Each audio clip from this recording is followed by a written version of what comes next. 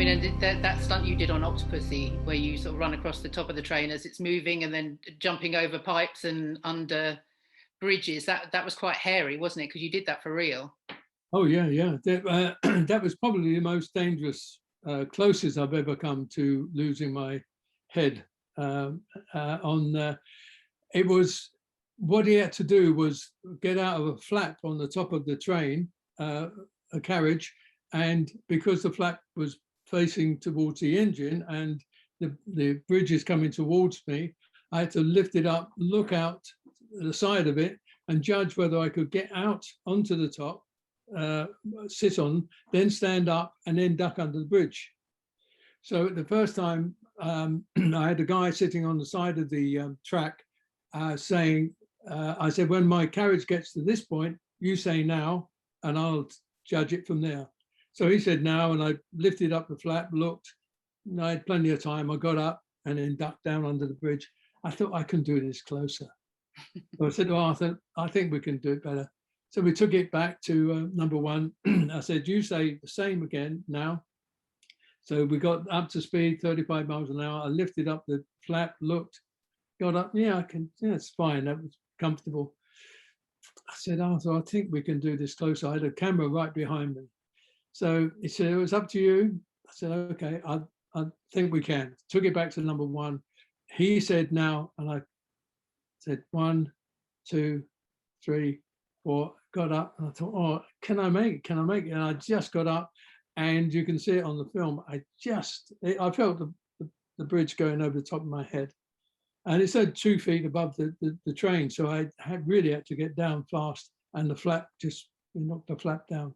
Yeah. So yeah, that was the hairiest and probably unnecessary, but it was my ego saying I can do it. I can get a better shot, and that's what you want to do is to be able to give them the best shot that's possible, that is safe.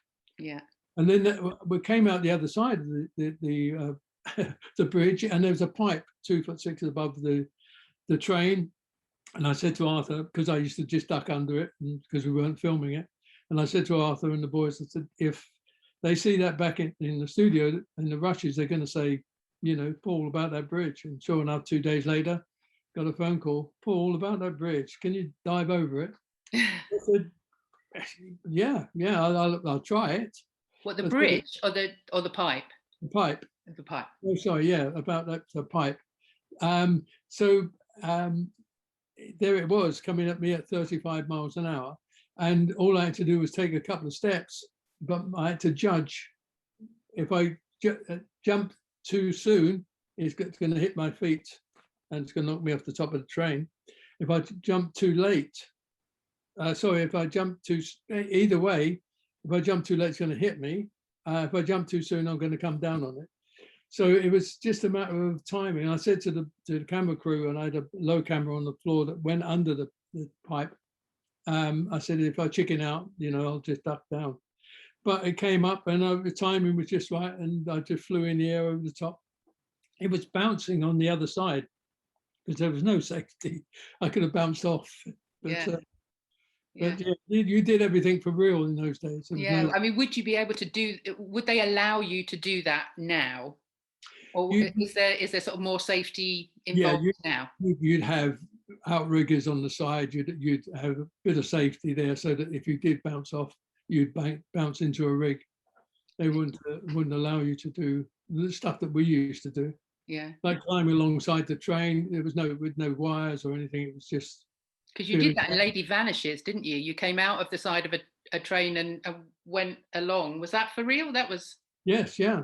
We were doing 30 miles an hour over a 300-foot viaduct, going into a tunnel that was half a mile long tunnel with a steam train. So I came up with this fantastic shot. Let's talk about creating. You want to create the best shot possible.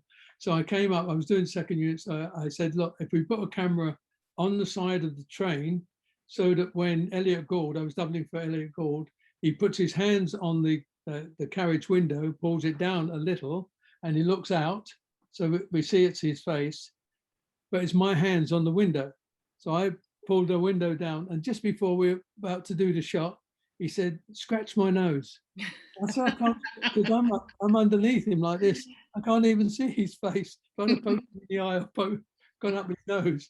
So I pulled down the window, and he looks out, and then he turns, and I put my shoulder out, and then my leg came out, and I climbed along the train, and what I wanted to do was, just as I'm going into the tunnel, get to the next window, and I've made it so it only drops down 4 inches.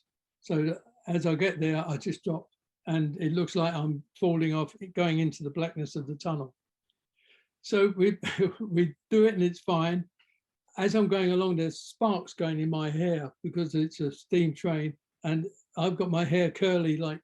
You had hair then. Yeah, it was perm, so it was all curly, and I had sparks going in there. It was burning my head, so I'm going along trying to put my head out, my hair out. So I get along to the other carriage, and I drop down and go into the tunnel, and I'm hanging in there, and it's the smoke, and it's coughing me, and there's sparks everywhere. So I thought I'll go back to the window that I've just come out, because I can get back in that one. So I feel my handholds again in the black, get back to the window, and it's closed. Sybil Shepherd had shut it up straight away and gone down to the other window to see that I'm safe. And because when she gets down there, I'm not on there anymore. They all scream and think I've fallen off in the tunnel. But sure enough, when it stopped, they looked out, and now I came down the track, black face and steaming hair.